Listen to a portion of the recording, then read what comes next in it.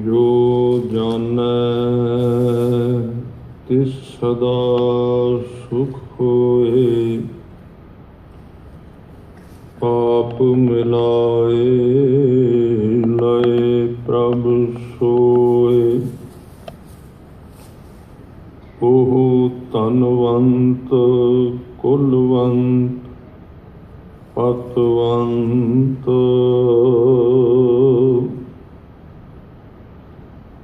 जीवन मुक्त जिस हृदय भगवंत। धन धन धन जन आया, जिस प्रसाद सब जगत तराया। जन आवन का यह सुआओ,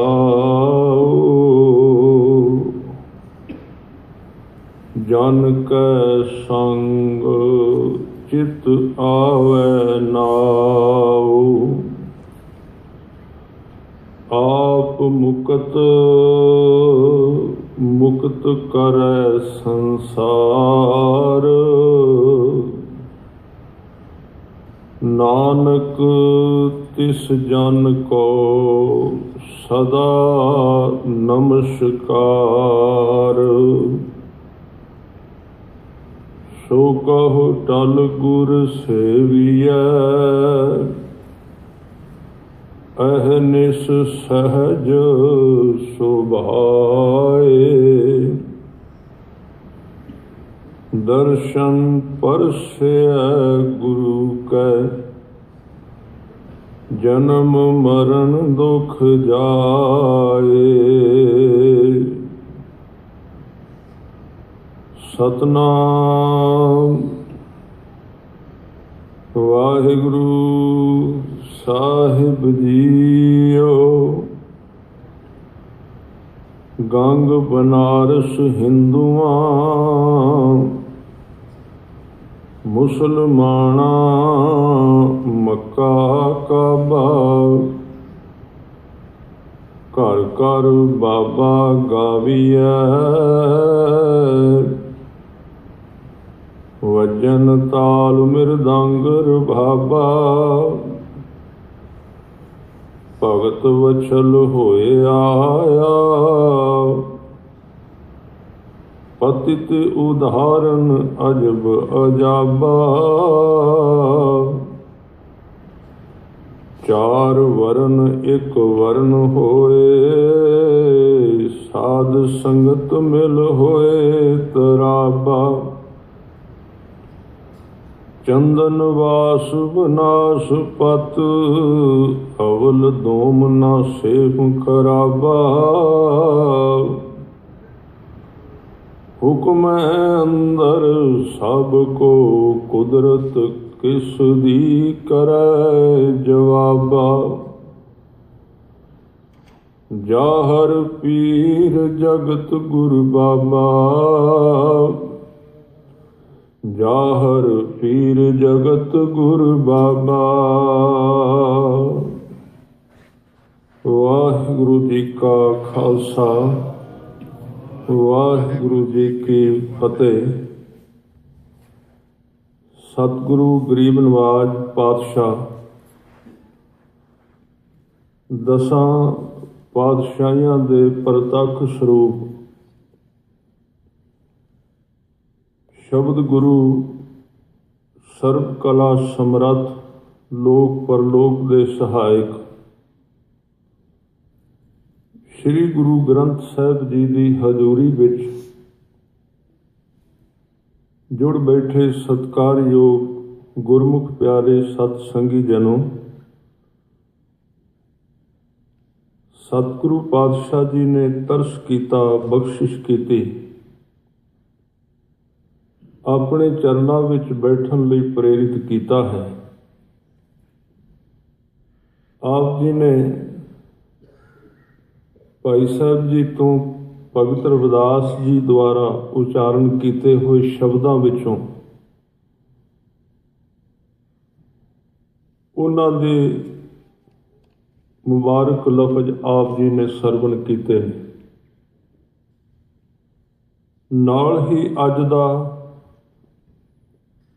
ਭਾਈ ਗੁਰਦਾਸ ਜੀ ਦੁਆਰਾ ਉਚਾਰਨ ਕੀਤੇ ਹੋਏ ਸ਼ਬਦਾਂ ਵਿੱਚ ਜੋ ਕੱਲ੍ਹ ਪੌੜੀ ਆਪਾਂ ਵਿਚਾਰੀ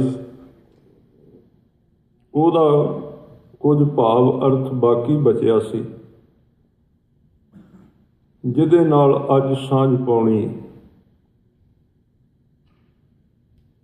ਭਗਤ ਸ਼ਬਦ ਜਿਹੜਾ ਹੈ ਇਹਦਾ ਅਰਥ ਹੈ ਜਿਸ ਜੀਵਨ ਨੇ, ਜਿਸ ਸਰੀਰ ਨੇ ਆਪਣਾ ਆਪ ਪ੍ਰਭੂ ਦੇ ਪ੍ਰੇਮ ਵਿੱਚ ਨਿਸ਼ਾਵਰ ਕਰ ਦਿੱਤਾ ਹੈ। ਗੁਰੂ ਗ੍ਰੰਥ ਸਾਹਿਬ ਜੀ ਦੀ ਬਾਣੀ ਵਿੱਚ, ਭਗਤਾਂ ਦੀ ਬਾਣੀ ਵਿੱਚ ਭਗਤ ਰਵਿਦਾਸ ਜੀ ਦੇ ਤਕਰੀਬਨ 40 ਸ਼ਬਦ ਨੇ। ਇਹ ਸਾਰੇ ਸ਼ਬਦ ਗੁਰੂ ਨਾਨਕ ਪਾਤਸ਼ਾਹ ਜੀ ਨੇ ਤਰਸ ਕਰਕੇ, ਬਖਸ਼ਿਸ਼ ਕਰਕੇ, ਜਿੱਥੇ ਉਹਨਾਂ ਆਪਣੀ ਬਾਣੀ ਉਚਾਰੀ ਉਹਦੇ ਨਾਲ ਨਾਲ ਜਿਸ ਵੀ ਥਾਂ ਤੇ ਸੱਚੇ ਪਾਤਸ਼ਾਹ ਜੀ ਗਏ ਉਹਨਾਂ ਥਾਵਾਂ ਤੋਂ ਧੁਰ ਕੀ ਬਾਣੀ ਇਕੱਠੀ ਕੀਤੀ। ਭਗਤ ਰਵਿਦਾਸ ਉਹਨਾਂ ਨੂੰ ਆਪਣੇ ਬਰਾਬਰ ਥਾਂ ਦਿੱਤਾ ਹੈ। ਤੇ ਅੱਜ ਦੀ ਪੌੜੀ ਦੇ ਆਪਾਂ ਸੰਬੰਧ ਵਿੱਚ ਕੱਲ੍ਹ ਇੱਕ ਵਿਚਾਰ ਵਿੱਚ ਹੀ ਛੱਡਿਆ ਸੀ, ਕਿਉਂਕਿ ਇਸ ਪੌੜੀ ਵਿੱਚ ਭਾਈ ਗੁਰਦਾਸ ਜੀ ਕਹਿ ਰਹੇ ਨੇ ਕਿ ਗੁਰੂ ਨਾਨਕ ਦਾ ਘਰ ਇੰਨਾ ਵੱਡਾ ਹੈ, ਜੇ ਕੋਈ ਹਿੰਦੂ ਗੰਗਾ ਤੇ ਬਨਾਰਸ ਤੇ ਭਰੋਸਾ ਰੱਖਦਾ ਹੈ ਕਿਉਂਕਿ ਉਹ ਉਹਦੇ ਤੀਰਥ ਨੇ, ਜੇ ਉਹ ਭਾਵਨਾ ਲੈ ਕੇ ਗੁਰੂ ਨਾਨਕ ਦੇ ਘਰ ਵਿੱਚ ਆ ਜਾਏ ਤੇ ਉਹਦੀ ਉੱਥੋਂ ਦੀ ਪੂਰਤੀ ਗੁਰੂ ਸਾਹਿਬ ਦੇ ਚਰਨਾਂ ਵਿੱਚੋਂ ਹੀ ਹੁੰਦੀ। ਜੇ ਇੱਕ ਮੁਸਲਮਾਨ ਹੈ ਉਹਦੀ ਆਸਥਾ ਮੱਕੇ ਤੇ ਹੈ, ਕਾਬੇ ਤੇ ਹੈ, ਨਮਾਜ਼ ਪੜ੍ਹਦਾ ਹੈ। ਜਿਹਨੇ ਭਾਵਨਾ ਮੁਸਲਮਾਨ ਨੇ ਵੀ ਗੁਰੂ ਸਾਹਿਬ ਤੇ ਕੀਤੀ, ਗੁਰੂ ਬਾਬਾ ਉਹਦੇ ਵਾਸਤੇ ਮੱਕਾ ਤੇ ਕਾਬਾ ਹੀ ਬਣ ਗਿਆ। ਹਿੰਦੂ ਵਾਸਤੇ ਗੰਗਾ ਬਨਾਰਸ ਬਣਿਆ।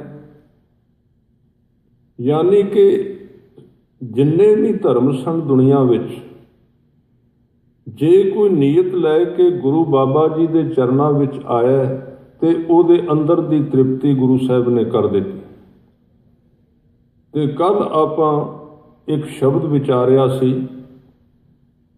ਸਤਿਗੁਰੂ ਨੇ ਕਿਹੜੀ ਫਿਰ ਕਲਾ ਵਰਤਾਈ ਜਿਹਦੇ ਕਰਕੇ ਸਾਰੇ ਲੋਕ ਪ੍ਰਭਾਵਿਤ ਹੋ ਗਏ।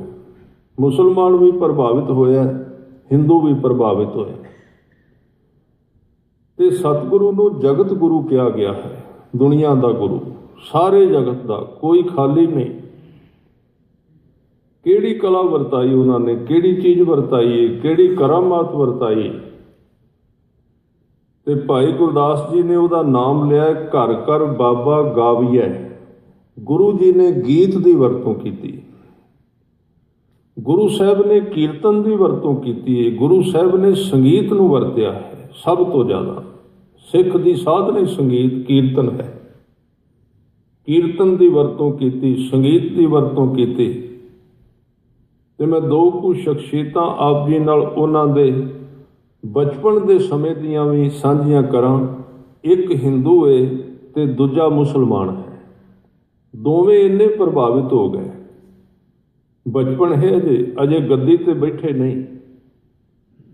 ਹਿੰਦੂਆਂ ਵਿੱਚੋਂ ਸਭ ਤੋਂ ਜ਼ਿਆਦਾ ਜਿਹੜਾ ਵਿਦਵਾਨ ਮੰਨਿਆ ਗਿਆ ਸੀ ਉਹਦਾ ਨਾਮ ਹੈ ਪੰਡਤ ਹਰਦਿਆਲ। ਗੁਰੂ ਸਾਹਿਬ ਨੂੰ ਜਨੇਊ ਪਵਾਉਣ ਵਾਸਤੇ ਆਇਆ। ਪਹਿਲੇ ਦਿਨ ਰਵਾਇਤ ਸੀ ਕਿ ਜਦੋਂ ਖੱਤਰੀਆਂ ਦੇ ਘਰ ਵਿੱਚ 9 ਸਾਲ ਦੀ ਉਮਰ ਵਿੱਚ ਬੱਚਾ ਹੁੰਦਾ ਹੈ ਤੇ ਉਹਨਾਂ ਦੀ ਰਵਾਇਤ ਦੇ ਅਨੁਸਾਰ ਉਹਨੂੰ ਜਨੇਊ ਪਾਇਆ ਜਾਂਦਾ ਹੈ। ਜਨੇਊ ਇੱਕ ਰਸਮ ਹੈ ਤੇ ਜਨੇਊ ਪਾਉਣ ਦਾ ਇੱਕ ਸਮਾਗਮ ਕੀਤਾ ਜਾਂਦਾ ਸੀ। ਲੋਕ ਆਪਣੇ ਰਿਸ਼ਤੇਦਾਰ ਸੱਦਦੇ ਸਨ, ਲੰਗਰ ਪਾਣੀ ਤਿਆਰ ਹੁੰਦਾ ਸੀ ਉੱਥੇ ਸਾਰਿਆਂ ਨੂੰ ਬੁਲਾਇਆ ਗਿਆ ਤੇ ਪਹਿਲਾਂ ਗੁਰੂ ਸਾਹਿਬ ਦੇ ਪਿਤਾ ਨੇ ਪੁੱਛਿਆ ਵੀ ਬਈ ਨਾਨਕ, ਅਸੀਂ ਤੈਨੂੰ ਜਨੇਊ ਪਵਾਉਣਾ ਹੈ, ਲੋਕਾਂ ਨੂੰ ਸੱਦਣਾ ਹੈ, ਪੰਡਤ ਨੂੰ ਸੱਦਣਾ ਹੈ, ਤੇ ਤੂੰ ਤਿਆਰ ਹੈ? ਸਤਿਗੁਰੂ ਨੇ ਜਵਾਬ ਨਹੀਂ ਦਿੱਤਾ ਵੀ ਨਹੀਂ, ਜਵਾਬ ਨਹੀਂ ਦਿੱਤਾ ਵੀ ਨਹੀਂ ਤਿਆਰ, ਪਰ ਹਾਂ ਵੀ ਨਹੀਂ ਕੀਤੀ। ਕਹਿੰਦੇ ਕਰੋ ਸਮਾਗਮ। ਠੀਕ ਹੈ, ਲੋਕ ਆ ਗਏ, ਪੰਡਤ ਆਇਆ, ਪੰਡਤ ਜੀ ਨੇ ਧਾਗਾ ਲਿਆ ਕੇ ਵਟਿਆ ਹੋਇਆ ਸੀ, ਤਿਆਰ ਕੀਤਾ ਸੀ। ਸਤਿਗੁਰੂ ਨੂੰ ਬੁਲਾਇਆ ਗਿਆ, 9 ਸਾਲ ਦੀ ਉਮਰ। ਜਦੋਂ ਅੱਗੇ ਆ ਕੇ ਬੈਠੇ ਨਾ, ਪੰਡਤ ਹਰਦਿਆਲ ਨੇ ਹੱਥ ਚੁੱਕਿਆ ਜਨੇਊ ਪਾਉਣ ਵਾਸਤੇ, ਤੇ ਗੁਰੂ ਸਾਹਿਬ ਨੇ ਪੰਡਤ ਜੀ ਦਾ ਹੱਥ ਫੜ ਲਿਆ। ਕਹਿਣ ਲੱਗੇ ਇਹ ਕੀ ਹੈ? ਇੱਥੇ ਤਰਕ ਕੇ ਵੇਖੋ, ਧਿਆਨ ਦਿਓ, ਇਹ ਕੀ ਹੈ? ਕਹਿਣ ਲੱਗੇ ਜਨੇਊ ਹੈ। ਕਹਿੰਦੇ ਕਾਹਦਾ ਜਨੇਊ? ਕਹਿੰਦੇ ਸੂਤਰ ਹੈ। ਕਹਿੰਦੇ ਸੂਤਰ ਦਾ ਕੀ ਅਰਥ ਹੋਵੇਗਾ? ਜਵਾਬ ਦੇ ਦਿੱਤਾ, ਕਹਿੰਦੇ ਪਾਉਣਾ ਨਹੀਂ। ਪੰਡਤ ਹਰਦਿਆਲ ਪ੍ਰਭਾਵਿਤ ਹੋ ਗਿਆ। ਸਤਿਗੁਰੂ ਨੇ ਕਿਹਾ ਜੇ ਤੇਰੇ ਕੋਲ ਦੂਜਾ ਜਨੇਊ ਹੈ ਤੇ ਪਾ ਦੇ। ਉਹ ਕਿਹੜਾ ਹੈ? ਜਿਹਨੂੰ ਦਇਆ ਦੀ ਕਪਾਹ ਲੱਗੀ ਏ, ਸੰਤੋਖ ਦਾ ਸੂਤਰ ਲੱਗਾ ਹੈ, ਜੱਤ ਦੀਆਂ ਗੰਢਾਂ ਨੇ ਤੇ ਸੱਤ ਦੇ ਵੱਟ ਨੇ। ਹੇ ਪੰਡਤ ਜੀ, ਜੇ ਤੇਰੇ ਕੋਲ ਇਸ ਤਰ੍ਹਾਂ ਦਾ ਗੁਣਾਂ ਦਾ ਜਨੇਊ ਹੈ ਤੇ ਮੇਰੇ ਗਲ ਵਿੱਚ ਪਾ, ਕਿਉਂਕਿ ਇਹਨੂੰ ਤੇ ਅੱਗ ਨੇ ਸਾੜ ਦੇਣਾ, ਇਹਨੂੰ ਤੇ ਪਾਣੀ ਨੇ ਗਾਲ ਦੇਣਾ।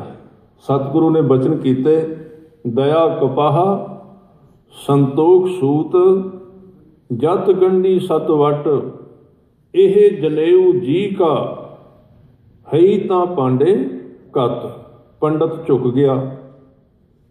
ਕਹਿੰਦੇ ਨੇ ਉਸ ਦਿਨ ਤੋਂ ਹਰਦਿਆਲ ਗੁਰੂ ਸਾਹਿਬ ਦਾ ਸ਼ਾਗਿਰਦ ਹੋ ਗਿਆ, ਸਿੱਖ ਹੋ ਗਿਆ, ਪ੍ਰਭਾਵਿਤ ਹੋ ਗਿਆ। ਇਹ ਪਹਿਲਾ ਪੰਡਤ ਸੀ ਜਿਹੜਾ ਗੁਰੂ ਸਾਹਿਬ ਤੋਂ ਪ੍ਰਭਾਵਿਤ ਹੋਇਆ।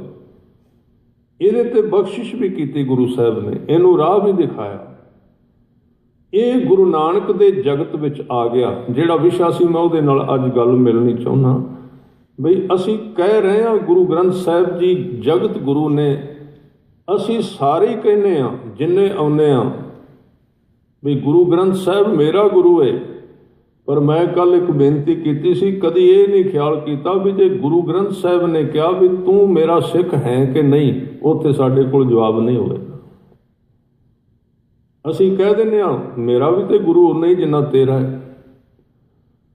ਹੁਣ ਵੇਖੋ ਭਗਤ ਰਵਿਦਾਸ ਜੀ ਦੇ ਸੰਬੰਧ ਵਿੱਚ, ਜਾਂ ਭਗਤ ਕਬੀਰ ਜੀ ਨੇ, ਜਾਂ ਗੁਰੂ ਗੋਬਿੰਦ ਸਿੰਘ ਮਹਾਰਾਜ, ਜਾਂ ਗੁਰੂ ਨਾਨਕ ਦੇਵ ਸੱਚੇ ਪਾਤਸ਼ਾਹ ਨੇ, ਇੱਕ ਬੰਦਾ ਉੱਠ ਕੇ ਤੇ ਕਹਿ ਸਕਦਾ ਵੀ ਗੁਰੂ ਗੋਬਿੰਦ ਸਿੰਘ ਮੇਰਾ ਹੀ ਗੁਰੂ ਹੈ।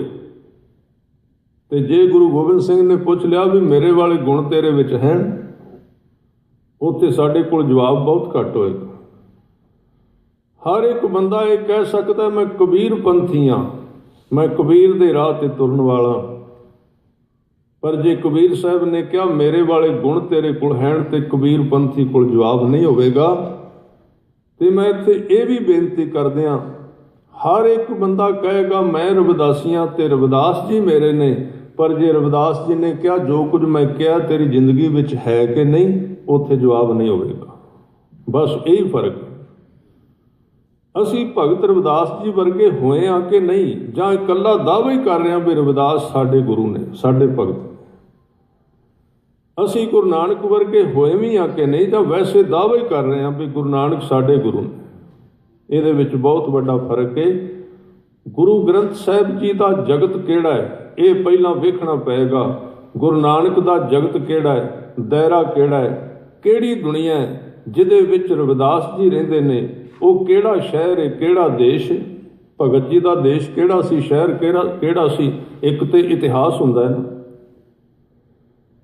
ਤੇ ਮੈਂ ਇਸ ਵਿਸ਼ੇ ਤੇ ਥੋੜ੍ਹਾ ਜਿਹਾ ਸੰਪੂਰਨ ਕਰਦਿਆਂ ਵੀ ਪੰਡਤ ਪਹਿਲਾਂ ਪ੍ਰਭਾਵਿਤ ਹੋਇਆ, ਤੇ ਦੂਜੇ ਨੰਬਰ ਤੇ ਮੁਸਲਮਾਨ ਪ੍ਰਭਾਵਿਤ ਹੋਇਆ। ਜਿੱਥੇ ਗੁਰੂ ਸਾਹਿਬ ਦਾ ਜਨਮ ਹੋਇਆ ਸੀ, ਉਸ ਪਿੰਡ ਦਾ ਚੌਧਰੀ ਸੀ ਰਾਏ ਬੁਲਾਰ। ਰਾਏ ਬੁਲਾਰ ਉੱਥੋਂ ਦਾ ਮਾਲਕ ਹੈ, ਤੇ ਰਾਏ ਬੁਲਾਰ ਮੁਸਲਮਾਨ ਹੈ। ਧਿਆਨ ਦੇਣਾ, ਸਤਿਗੁਰੂ ਦੇ ਦਾਇਰੇ ਵਿੱਚ ਆਏ ਲੋਕ। ਇਕੱਲਾ ਇਹ ਨਹੀਂ ਕਿ ਹਰ ਇੱਕ ਬੰਦਾ ਕਹੀ ਜਾਏਗਾ ਬਈ ਗੁਰੂ ਨਾਨਕ ਮੇਰਾ ਗੁਰੂ ਹੈ, ਗੁਰੂ ਨਾਨਕ ਮੇਰਾ ਗੁਰੂ ਹੈ। ਉਹਨਾਂ ਵੱਲ ਥੋੜ੍ਹੀ ਜਿਹੀ ਝਾਤੀ ਪਾਈਏ, ਨਜ਼ਰ ਪਾਈਏ ਜਿਹੜੇ ਗੁਰੂ ਨਾਨਕ ਦੇ ਬਣੇ। ਪੰਡਤ ਹਰਦਿਆਲ ਬਣਿਆ, ਗੁਰੂ ਨਾਨਕ ਦਾ ਜੀਵਨ ਬਦਲ ਗਿਆ। ਇਹ ਦੂਜਾ ਹੈ ਰਾਏ ਬੁਲਾਰ, ਤੇ ਰਾਏ ਬੁਲਾਰ ਉਸ ਰਾਏ ਭੋਏ ਦੀ ਤਲਵੰਡੀ ਦਾ ਹਾਕਮ ਹੈ, ਬਾਦਸ਼ਾਹ। ਇਹਦੇ ਹੱਥਾਂ ਵਿੱਚ ਪ੍ਰਬੰਧ ਹੈ। ਇਹਦੇ ਤੇ ਕਿੱਥੋਂ ਕਲਾ ਵਾਪਰੀ, ਕਿੱਥੇ ਬਖਸ਼ਿਸ਼ ਹੋਈ, ਮੈਂ ਉਸ ਘਟਨਾ ਨੂੰ ਥੋੜ੍ਹਾ ਜਿਹਾ ਤੁਹਾਡੇ ਨਾਲ ਸਾਂਝਾ ਕਰਾਂ, ਕਿਉਂਕਿ ਇਤਿਹਾਸ, ਤਵਾਰੀਖ ਹਰ ਇੱਕ ਕੌਮ ਦੀ ਜਿੰਦ ਜਾਨ ਹੁੰਦੀ। ਰਾਏ ਬੁਲਾਰ ਕਿੱਥੋਂ ਪ੍ਰਭਾਵਿਤ ਹੋਇਆ? ਰਾਏ ਬੁਲਾਰ ਨੇ ਆਪਣੀਆਂ ਅੱਖਾਂ ਦੇ ਨਾਲ, ਜਿਹਨੂੰ ਭਾਈ ਗੁਰਦਾਸ ਜੀ ਕਹਿੰਦੇ ਅਜਬ ਅਜਾਬਾ, ਇੱਕ ਅਜੀਬ ਕ੍ਰਿਸ਼ਨਾ ਵੇਖਿਆ। ਇੱਥੇ ਭਾਈ ਗੁਰਦਾਸ ਜੀ ਨੇ ਸ਼ਬਦ ਵਰਤੇ ਨੇ, ਪਤਿਤ ਉਦਾਹਰਨ ਅਜਬ ਅਜਾਬਾ, ਅਜੀਬ ਘਟਨਾ ਵੇਖੀ। ਰਾਏ ਬੁਲਾਰ ਜੀ ਬਾਹਰ ਜਾ ਰਹੇ ਸਨ, ਕਿਉਂਕਿ ਪਿੰਡ ਦਾ ਹਾਕਮ ਸੀ, ਘੋੜੇ ਤੇ ਸਵਾਰ, ਨਾਲ 5-7 ਸਿਪਾਹੀ ਨੇ, ਤੁਰਦੇ ਜਾ ਰਹੇ ਨੇ। ਅੱਗੇ ਕੀ ਵੇਖਦੇ ਨੇ ਕਿ ਗੁਰੂ ਨਾਨਕ ਸੱਚੇ ਪਾਤਸ਼ਾਹ ਜੀ ਦੀ ਉਮਰ ਉਦੋਂ 12-13 ਸਾਲ ਦੀ ਸਾਰੀ, ਇੱਕ ਰੁੱਖ ਦੇ ਥੱਲੇ ਬਿਰਾਜੇ ਨੇ, ਰੁੱਖ ਦੇ ਥੱਲੇ ਆਰਾਮ ਕਰ ਰਹੇ ਨੇ। ਤੇ ਲੰਘਦਿਆਂ ਰਾਏ ਬੁਲਾਰ ਦੀ ਨਜ਼ਰ ਪੈ ਗਈ ਜਿੱਥੋਂ ਇਹਦੇ ਤੇ ਕਿਰਪਾ ਹੋਈ ਹੈ, ਜਿੱਥੋਂ ਸ਼ੁਰੂਆਤ ਹੋਈ ਹੈ, ਜਿੱਥੋਂ ਇਹ ਗੁਰੂ ਨਾਨਕ ਸਾਹਿਬ ਤੋਂ ਪ੍ਰਭਾਵਿਤ ਹੋਇਆ। ਉਹ ਪਹਿਲੀ ਘਟਨਾ ਸੀ, ਕਿਉਂਕਿ ਇੱਕ ਗੱਲ ਪੱਕੀ ਹੈ, ਜਿੰਨਾ ਚਿਰ ਗੁਰੂ ਦੀ ਕੋਈ ਕਲਾ ਵੇਖੇ ਨਾ ਸਿੱਖ, ਉਹਨਾਂ ਚਿਰ ਉਹਦਾ ਸੰਬੰਧ ਨਹੀਂ ਜੁੜੇਗਾ। ਭਾਵੇਂ ਕਿੰਨਾ ਚਿਰ ਤੁਰਿਆ ਰਹੇ, ਵੇਖਣ ਤੋਂ ਬਾਅਦ ਗੱਲ ਹੋਰ ਹੋਵੇਗੀ। ਭਾਵੇਂ ਕੋਈ ਬਾਹਰਲੀ ਕਲਾ ਹੀ ਹੋਵੇ, ਭਾਵੇਂ ਕੋਈ ਬਾਹਰਲਾ ਹੀ ਕਾਰਨਾਮਾ ਹੋਵੇ, ਪਰ ਜੇ ਥੋੜ੍ਹਾ ਜਿਹਾ ਵੇਖ ਲਏਗਾ ਤੇ ਪਰਤ ਕੇ ਟੁੱਟੇਗਾ ਨਹੀਂ। ਅੱਜ ਵੇਖਿਆ ਇਹਨੇ, ਕੀ ਵੇਖਦਾ ਹੈ? ਗੁਰੂ ਸਾਹਿਬ ਇੱਕ ਰੁੱਖ ਦੇ ਥੱਲੇ ਆਰਾਮ ਕਰ ਰਹੇ ਤੇ ਟਾਈਮ ਹੈ ਸ਼ਾਮ ਦਾ 4 ਵਜੇ ਦਾ। ਹੁਣ 4 ਵਜੇ ਗੁਰੂ ਸਾਹਿਬ ਜਦੋਂ ਆਰਾਮ ਕਰਨ ਲਈ ਪਏ, ਬੈਠੇ ਉਸ ਰੁੱਖ ਦੇ ਥੱਲੇ, ਉਦੋਂ ਸਵੇਰ ਸੀ। ਉੱਥੇ ਸਿਮਰਨ ਵਿੱਚ ਬੈਠੇ ਜਾਂ ਧਿਆਨ ਵਿੱਚ ਬੈਠੇ ਜਾਂ ਆਰਾਮ ਕਰ ਰਹੇ ਸੀ। ਇਤਿਹਾਸਕਾਰਾਂ ਨੇ ਤੇ ਇਹ ਲਿਖਿਆ ਵੀ ਗੁਰੂ ਸਾਹਿਬ ਸੁੱਤੇ ਹੋਏ ਸੀ, ਪਰ ਗੁਰੂ ਜੇ ਦਿਨੇ ਗੁਰੂ ਸੌਂ ਗਿਆ ਤੇ ਬਾਕੀ ਦੇ ਲੋਕਾਂ ਦਾ ਕੀ ਬਣੇਗਾ? ਸੁੱਤੇ ਨਹੀਂ, ਕਿਸੇ ਖੋਜ ਵਿੱਚ ਬੈਠੇ ਸਨ। ਸਵੇਰੇ ਬੈਠੇ ਰੁੱਖ ਦੇ ਥੱਲੇ, ਜਦੋਂ ਸੂਰਜ ਚੜ੍ਹਦੇ ਵੱਲੋਂ ਚੜ੍ਹਿਆ ਸੀ ਤੇ ਛਾਂ ਲਹਿੰਦੇ ਵੱਲ ਸੀ, ਉਦੋਂ ਬੈਠੇ ਗੁਰੂ ਨਾਨਕ ਸੱਚੇ ਪਾਤਸ਼ਾਹ ਜੀ। ਇੰਨਾ ਆਨੰਦ ਬਣਿਆ ਉਸ ਥਾਂ ਤੇ ਕਿ ਸਮਾਂ ਭੁੱਲ ਗਿਆ। ਸੂਰਜ ਚੜ੍ਹਿਆ, ਸੂਰਜ ਸਿਖਰ ਤੇ ਆਇਆ, ਸੂਰਜ ਲਹਿੰਦੇ ਵੱਲ ਢਲ ਗਿਆ। ਤੇ ਜਦੋਂ ਸੂਰਜ ਲਹਿੰਦੇ ਵੱਲ ਜਾਂਦਾ, ਤੁਹਾਨੂੰ ਪਤਾ ਛਾਂ ਚੜ੍ਹਦੇ ਵੱਲ ਚਲੀ ਜਾਂਦੀ। ਪਰ ਕਹਿੰਦੇ ਜਦੋਂ ਰਾਏ ਬੁਲਾਰ ਸ਼ਾਮ ਨੂੰ ਆਇਆ ਨਾ, ਉਹਨੇ ਕ੍ਰਿਸ਼ਮਾ ਵੇਖਿਆ। ਉਹ ਕ੍ਰਿਸ਼ਮਾ ਕੀ ਸੀ? ਸਾਰੇ ਰੁੱਖਾਂ ਦੀ ਛਾਂ ਚੜ੍ਹਦੇ ਵੱਲ ਚਲੀ ਗਈ, ਕਿਉਂਕਿ ਸ਼ਾਮ ਹੋ ਗਈ ਸੀ, ਸੂਰਜ ਲਹਿੰਦੇ ਵੱਲ ਸੀ। ਪਰ ਜਿਸ ਰੁੱਖ ਦੇ ਥੱਲੇ ਗੁਰੂ ਨਾਨਕ ਸੱਚੇ ਪਾਤਸ਼ਾਹ ਜੀ ਬੈਠੇ ਨੇ, ਉਸ ਰੁੱਖ ਦੀ ਛਾਂ ਉੱਥੇ ਖੜੀ ਹੋਈ ਹੈ। ਸੂਰਜ ਵੀ ਢਲ ਗਿਆ, ਉਹਦੀ ਛਾਂ ਨਹੀਂ ਢਲੀ, ਛਾਂ ਖਲੋ ਗਈ। ਇਹ ਘੋੜੇ ਤੋਂ ਉਤਰਿਆ, ਘੋੜੇ ਤੋਂ ਉਤਰ ਕੇ ਇਹਨੇ ਗੁਰੂ ਕੇ ਸਵਾਰਿਓ ਵੇਖਣਾ ਸ਼ੁਰੂ ਕਰ ਦਿੱਤਾ। ਨਾਲ ਉਹਦੇ ਕੁਝ, ਆ ਫੋਨ ਬੰਦ ਕਰਾ ਦਿਓ, ਮੈਨੂੰ ਵਿੱਚ ਬੇਨਤੀ ਕਰਨੀ ਪੈਣੀ। ਇਹ ਵੈਸੇ ਬਹੁਤ ਹਰ ਇੱਕ ਥਾਂ ਤੇ ਬੜੀ ਤਰਾਸਦੀ ਦੀ ਗੱਲ ਹੈ, ਕਿਉਂਕਿ ਜਿੱਥੇ ਧਿਆਨ ਸਾਰੀ ਸੰਗਤ ਦਾ, ਹੁਣ ਵੇਖੋ ਤੁਸੀਂ ਪਿਛਾ ਵੇਖਿਆ, ਮੇਰਾ ਵੀ ਧਿਆਨ ਟੁੱਟ ਗਿਆ। ਜਿੱਥੇ ਅਸੀਂ ਗੱਲ ਕਰ ਰਹੇ ਸੀ, ਅਜੇ ਵੀ ਹੁਣ ਅੱਗੇ ਨਾ ਮੈਨੂੰ ਕਹਿਣਾ ਪਏ, ਕਿਉਂਕਿ ਸਾਰਿਆਂ ਦੇ ਕੋਲ ਫੋਨ ਨੇ ਅੰਦਰ, ਹੁਣੇ ਵੱਜਣੇ ਨੇ ਫਿਰ। ਤੇ ਘੱਟੋ ਘੱਟ ਅਸੀਂ ਗੁਰਦੁਆਰੇ ਗੁਰੂ ਗ੍ਰੰਥ ਸਾਹਿਬ ਤੋਂ ਡਾਕਟਰ ਜਿਨ੍ਹਾਂ ਤੇ ਡਰੀਏ, ਡਾਕਟਰ ਕੋਲ ਜਾਂਦੇ ਹਾਂ ਉਦੋਂ ਵੀ ਬੰਦ ਕਰਕੇ ਜਾਂਦੇ ਹਾਂ, ਟੇਕਦੇ ਮੱਥਾ। ਪਰ ਸਾਨੂੰ ਭੈ ਇੰਨਾ ਵੀ ਨਹੀਂ, ਡਾਕਟਰ ਕੋਲ ਦਵਾਈ ਲੈਣ ਜਾਵਾਂਗੇ, ਉੱਥੇ ਲਿਖਿਆ ਹੋਵੇਗਾ ਸਾਈਲੈਂਟ, ਚੁੱਪ। ਜੇ ਵੱਜ ਗਿਆ ਉਹ ਦਵਾਈ ਨਹੀਂ ਦੇਗਾ। ਇਸ ਕਰਕੇ ਬੇਨਤੀ ਹੈ, ਹੁਣ ਫਿਰ ਪਰਤ ਕੇ ਧਿਆਨ ਜੋੜੀਏ, ਕਿਉਂਕਿ ਵਿਚਾਰ ਜਿੱਥੇ ਗਈ ਹੋਵੇ, ਇਹ ਕੋਈ ਖੇਡ ਨਹੀਂ। ਜੇ ਅਸਲੀਅਤ ਵਿੱਚ ਗੁਰੂ ਦੀ ਗੱਲ ਕਰਨੀ ਤੇ ਇਹ ਇੱਕ ਥਾਂ ਤੇ, ਜਿਸ ਥਾਂ ਤੇ ਚੜ੍ਹ ਜਾ, ਜੇ ਪਰਤ ਕੇ ਧਿਆਨ ਉਖੜ ਗਿਆ, ਮੁੜ ਕੇ ਉੱਥੇ ਨਹੀਂ ਜਾਏਗੀ ਤੇ ਉਹਦੇ ਜ਼ਿੰਮੇਵਾਰ ਅਸੀਂ ਹੋਵਾਂਗੇ। ਉਹ ਸਾਰਾ ਕੁਝ ਜੋ ਕੁਝ ਖਿਲ ਰਿਹਾ। ਇਸ ਕਰਕੇ ਸਾਰੇ ਫਿਰ ਇੱਕ ਵਾਰੀ ਇਕਾਗਰ ਹੋਵੋ। ਮੈਂ ਬੇਨਤੀ ਕਰ ਰਿਹਾ ਸੀ, ਗੁਰੂ ਨਾਨਕ ਪਾਤਸ਼ਾਹ ਜੀ ਤੋਂ ਪ੍ਰਭਾਵਿਤ ਹੋਏ ਨੇ ਹਿੰਦੂ ਵੀ, ਗੁਰੂ ਨਾਨਕ ਸਾਹਿਬ ਤੋਂ ਪ੍ਰਭਾਵਿਤ ਹੋਏ ਨੇ ਮੁਸਲਮਾਨ। ਮੁਸਲਮਾਨਾਂ ਦੇ ਵਿੱਚ ਉਹ ਸੱਜਣ ਰਾਏ ਬੁਲਾਰ ਵਹਿੰਦਾ ਹੈ ਵੀ ਰੁੱਖ ਦੀ ਛਾਂ ਉੱਥੇ ਖੜੀ ਏ। ਨਾਲਦਿਆਂ ਨੂੰ ਕਹਿੰਦਾ ਵੇਖੋ ਹੈਰਾਨੀ ਦੀ ਗੱਲ, ਸਾਰੇ ਰੁੱਖਾਂ ਦੀ ਛਾਂ ਦੂਜੇ ਪਾਸੇ ਚਲੀ ਗਈ, ਪਰ ਨਾਨਕ ਜਿੱਥੇ ਬੈਠੇ ਨੇ ਉਹਦੀ ਛਾਂ ਇੱਕੋ ਥਾਂ ਤੇ ਖੜੀ ਹੋਈ। ਬੜੀ ਹੈਰਾਨਗੀ। ਉਹ ਨਾਲ ਦੇ ਕਹਿੰਦੇ ਨਹੀਂ, ਤੈਨੂੰ ਭੁਲੇਖਾ ਲੱਗਦਾ ਹੈ, ਗੁਰੂ ਸਾਹਿਬ ਤੇ ਧੁੱਪ ਵਿੱਚ ਹੀ ਬੈਠੇ ਨੇ।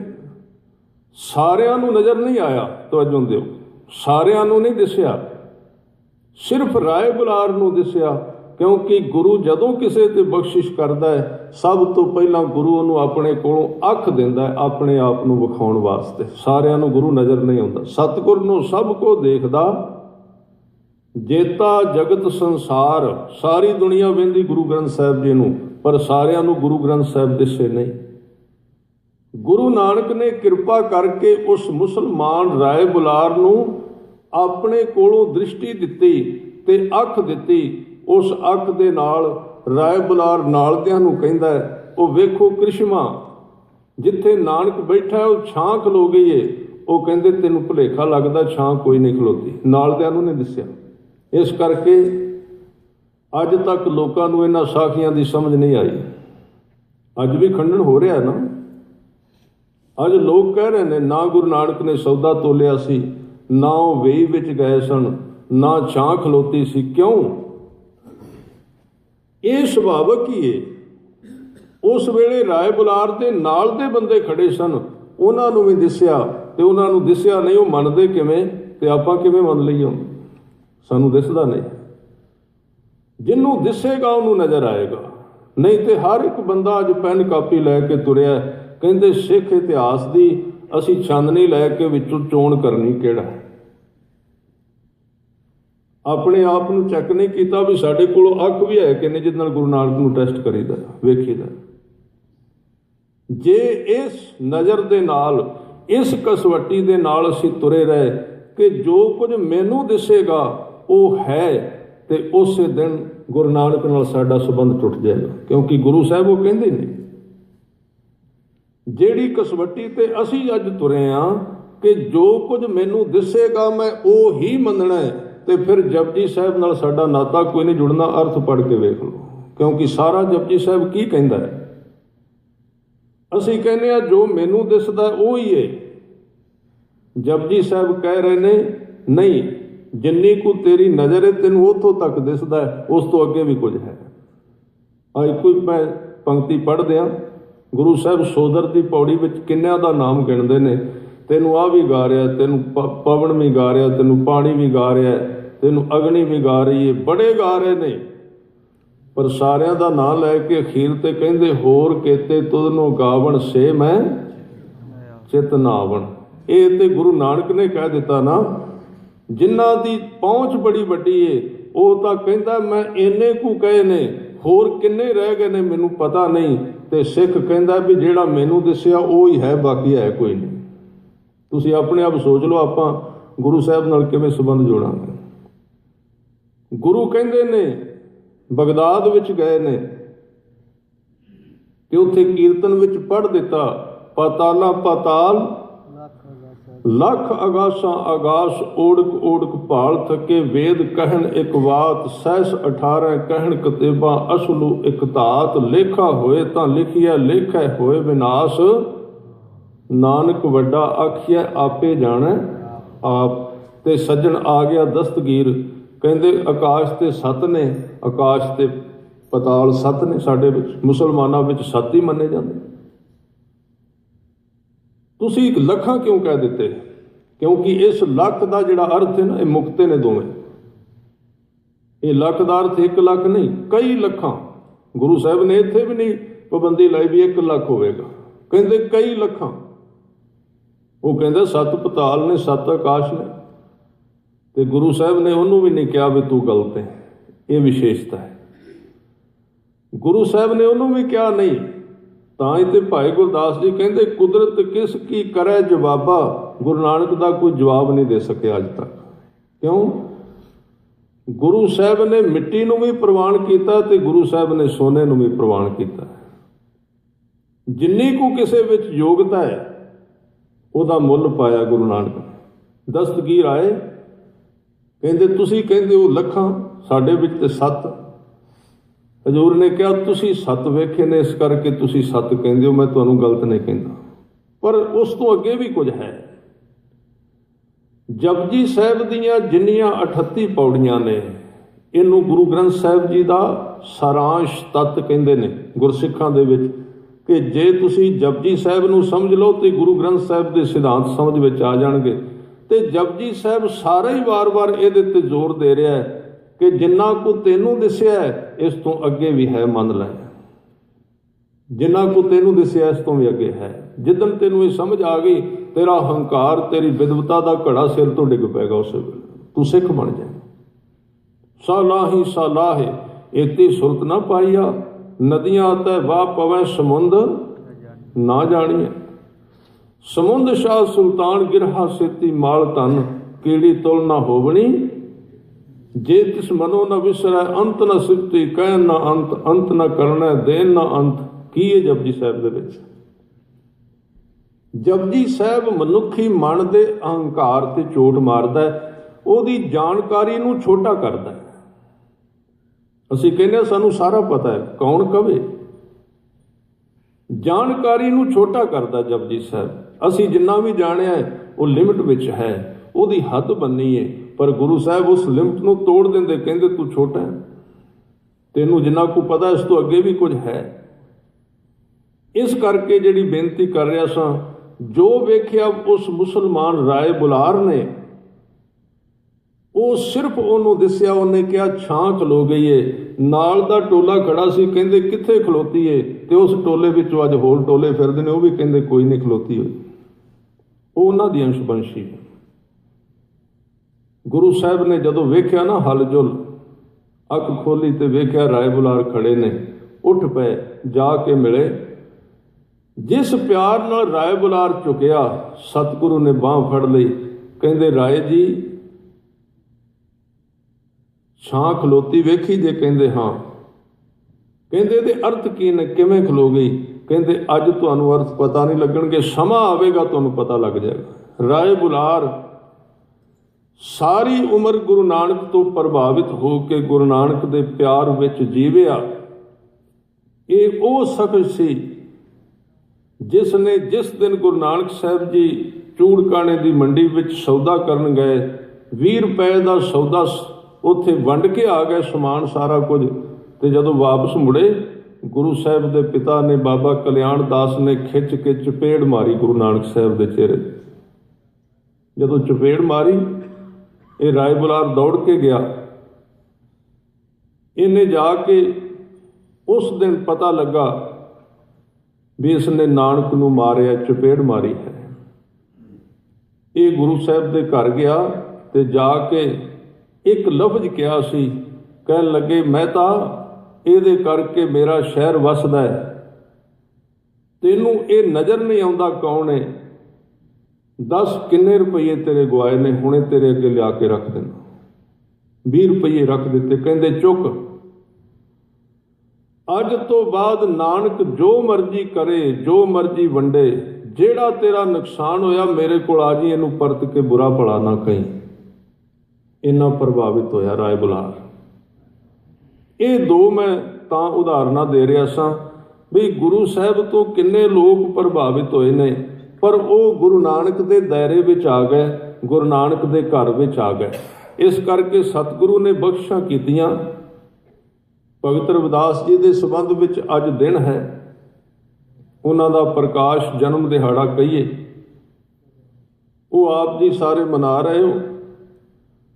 ਤੇ ਭਗਤਾਂ ਨੂੰ ਮਾਣ ਦਿੱਤਾ ਗੁਰੂ ਸਾਹਿਬ ਨੇ, ਧਿਆਨ ਦੇਣਾ। ਵੇਖੋ,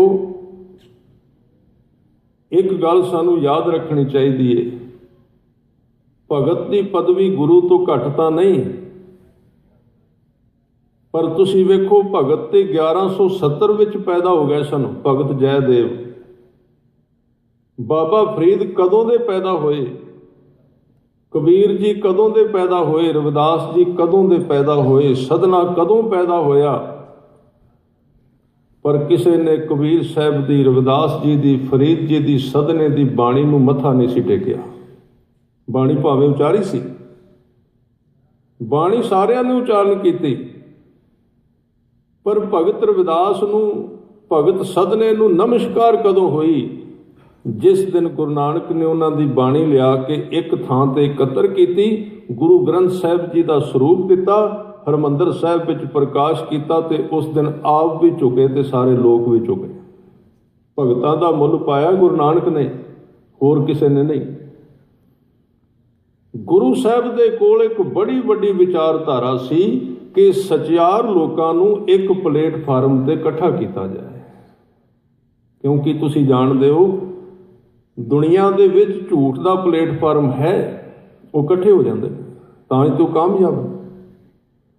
ਹਰ ਇੱਕ ਖਿੱਤੇ ਦੇ ਵਿੱਚ ਰਹਿਣ ਵਾਲੇ ਲੋਕ ਇੱਕ ਪਲੇਟਫਾਰਮ ਤੇ ਕੰਮ ਕਰਦੇ ਨੇ, ਸਿਰਫ ਧਰਮ ਦੇ ਮਾਰਗ ਤੇ ਤੁਰਨ ਵਾਲੇ ਲੋਕ ਇੱਕ ਪਲੇਟਫਾਰਮ ਤੇ ਨਹੀਂ ਆਉਂਦੇ। ਅੱਜ ਅਸੀਂ ਫਿਰ ਉਸ ਚੀਜ਼ ਦਾ ਸ਼ਿਕਾਰ ਹੋ ਗਏ। ਸਤਿਗੁਰੂ ਨੇ ਬਖਸ਼ਿਸ਼ ਕੀਤੀ, ਜਿਨ੍ਹਾਂ ਨੂੰ ਲੋਕ ਮੰਦਰਾਂ ਵਿੱਚ ਨਹੀਂ ਸਨ ਵੜਨ ਦਿੰਦੇ। ਜਿਸ ਨਾਮਦੇਵ ਨੂੰ ਮੰਦਰ ਵਿੱਚ ਗਏ ਨੂੰ ਪੰਡਤਾਂ ਨੇ ਬਾਹੋਂ ਫੜ ਕੇ ਖਿੱਚ ਕੇ ਬਾਹਰ ਲਿਆ ਕੇ ਖੜਾ ਕਰ ਦਿੱਤਾ। ਹਸਤ ਖੇਲਤ ਤੇਰੇ ਦਿਵਰੇ ਆਇਆ, ਭਗਤ ਕਰਤ ਨਾਮਾ ਪਕੜ ਉਠਾਇਆ, ਹੀਨੜੀ ਜਾਤ ਮੇਰੀ ਜਾਤ ਮਰਾਇਆ, ਛੀਪੇ ਕੇ ਜਨਮ ਕਾਹੇ ਕੋ ਆਇਆ। ਇਹ ਸ਼ਬਦ ਉਹਨਾਂ ਆਪ ਕਿਹਾ ਹੈ ਵੀ ਮੈਂ ਮੰਦਰ ਵਿੱਚ ਗਿਆ ਸੀ ਤੇ ਮੰਦਰ ਦੇ ਵਿੱਚ ਸੋਚਿਆ ਅੱਗੋਂ ਲੰਘ ਰਹੇ ਸੀ ਤੇ ਲੰਘਦਿਆਂ ਲੰਘਦਿਆਂ ਪ੍ਰੇਮ ਆ ਗਿਆ ਵੀ ਮੰਦਰ ਵਿੱਚ ਚਲਾ ਜਾ। ਹਾਲਾਂਕਿ ਮੈਂ ਇੱਥੇ ਇੱਕ ਬੇਨਤੀ ਕਰਦਿਆਂ, ਭਗਤ ਨਾਮਦੇਵ ਜੀ ਮੰਦਰ ਨੂੰ ਮੰਨਦੇ ਨਹੀਂ ਸਨ। ਫਿਰ ਮੰਦਰ ਵਿੱਚ ਗਏ ਕਿਉਂ? ਉਹ ਜੇ ਮਸਜਿਦ ਅੱਗੇ ਜਾਂਦੇ ਤੇ ਉੱਥੇ ਵੀ ਚਲੇ ਜਾਂਦੇ।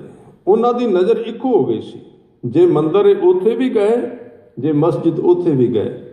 ਦੋਵਾਂ ਥਾਵਾਂ ਤੇ ਜਿੱਥੇ ਜਾ ਕੇ ਉਹ ਕਲੰਦਰ ਦੇ ਵੇਸ਼ ਵਿੱਚ ਇੱਕ ਮੁਸਲਮਾਨ ਫਕੀਰ ਆਉਂਦਾ ਹੈ, ਉਹਨੂੰ ਜਾ ਕੇ ਗਲਵੱਕੜੀ ਪਾ ਲਈ, ਉਹਦੇ ਵਿੱਚੋਂ ਇੱਕ ਨੂੰ ਵੇਖ ਲਿਆ ਤੇ ਕਿਹਾ ਆਓ ਕਲੰਦਰ ਕੇਸ਼ਵਾ ਕਰ ਅਬਦਾਲੀ ਪੇਸ਼ਵਾ। ਉਹਦੇ ਵਿੱਚੋਂ ਰੱਬ ਨੂੰ ਵੇਖਿਆ। ਮੰਦਰ ਦੇ ਸਾਹਮਣੇ ਜਾ ਰਹੇ ਸਨ, ਵੇਖਿਆ ਲੋਕ ਜਾ ਰਹੇ ਨੇ, ਰੱਬ ਦਾ ਘਰ ਲੱਗਦਾ ਹੈ। ਅੰਦਰ ਚਲੇ ਗਏ, ਕੁਝ ਗਾਉਣ ਲੱਗੇ ਤੇ ਬ੍ਰਾਹਮਣਾਂ ਨੇ ਖਿੱਚ ਕੇ ਬਾਹਰ ਮਾਰਿਆ। ਪਿਛਲੇ ਪਾਸੇ ਗਏ, ਲੈ ਕੰਬਲੀ ਚੱਲਿਓ ਪਲਟਾਏ, ਦੇਵਰੇ ਪਾਛੇ ਬੈਠਾ ਜਾਏ, ਜਿਉਂ ਜਿਉਂ ਨਾਮਾ ਹਰ ਗੁਣ ਉਚਰੈ, ਭਗਤ ਜਨਾ ਕੋ ਦੇਵਰਾ ਫਿਰੈ। ਉਸ ਮੰਦਰ ਦਾ ਮੂੰਹ ਫਿਰ ਗਿਆ, ਅੱਜ ਤੱਕ ਮੂੰਹ ਫਿਰਿਆ ਹੋਇਆ। ਉਸ ਨਾਮਦੇਵ ਨੂੰ ਮੰਦਰ ਵਿੱਚੋਂ ਕੱਢ ਦਿੱਤਾ ਗਿਆ। ਗੁਰੂ ਅਰਜਨ ਦੇਵ ਪਾਤਸ਼ਾਹ ਨੇ ਕਿਹਾ ਆ ਨਾਮਦੇਵ, ਪੰਡਤਾਂ ਨੇ ਤੈਨੂੰ ਮੰਦਰ ਵਿੱਚੋਂ ਕੱਢਿਆ, ਮੈਂ ਤੈਨੂੰ ਹਰਮੰਦਰ ਵਿੱਚ ਬਿਠਾ ਦਿੰਦਾ। ਇਹ ਗੁਰੂ ਦੀ ਵਡਿਆਈ ਹੈ। ਗੁਰੂ ਲਫ਼ਜ਼ ਵੇਖੋ, ਮੈਂ ਜਿਹੜੀ ਬੇਨਤੀ ਕਰ ਰਿਹਾ ਸਾਂ, ਅੱਜ ਵਿਵਾਦ ਪੈ ਰਹੇ ਨੇ ਇਹਨਾਂ ਚੀਜ਼ਾਂ ਦੇ ਉੱਤੇ ਵੀ, ਤੋੜਨ ਦਾ ਯਤਨ ਕੀਤਾ ਜਾ ਰਿਹਾ। ਇਹ ਕਬੀਰ ਪੰਥੀ, ਇਹ ਰਵਿਦਾਸੀ ਹੈ, ਇਹ ਦੂਜਾ ਹੈ। ਬਰਾਦਰੀਆਂ ਦੇ ਨਾਂ ਤੇ ਅਸੀਂ ਵੰਡੇ ਜਾ ਰਹੇ ਹਾਂ ਤੇ ਸਾਨੂੰ ਸੁਚੇਤ ਹੋਣਾ ਚਾਹੀਦਾ ਹੈ ਵੀ ਇਹ ਵਡਿਆਈ ਸਾਨੂੰ ਗੁਰੂ ਨਾਨਕ ਨੇ, ਗੁਰੂ ਅਰਜਨ ਦੇਵ ਪਾਤਸ਼ਾਹ ਨੇ ਦਿੱਤੀ ਹੈ। ਸ਼ਾਇਦ ਹੀ ਐਸਾ ਹੁੰਦਾ ਜੇ ਗੁਰੂ ਨਾਨਕ ਦੇਵ ਜੀ ਭਗਤਾਂ ਦੀ ਬਾਣੀ ਇਕੱਠੀ ਨਾ ਕਰਦੇ, ਸ਼ਾਇਦ ਐਸਾ ਹੁੰਦਾ ਵੀ ਇਹ ਬਾਣੀ ਅੱਜ ਤੱਕ ਸੁਰੱਖਿਅਤ ਹੁੰਦੀ, ਕਿਉਂਕਿ ਕੀ ਪਤਾ ਕਿੱਧਰ ਚਲੀ ਜਾਂਦੀ। ਹੁਣ ਭਗਤ ਕਬੀਰ ਜੀ ਦੀ ਕਿੰਨੀ ਬਾਣੀ ਜਿਹੜੀ ਗੁਰੂ ਗ੍ਰੰਥ ਸਾਹਿਬ ਤੋਂ ਬਾਹਰ ਹੈ, ਉਹਨੂੰ ਤਰਤੀਬ ਨਹੀਂ ਹੈ।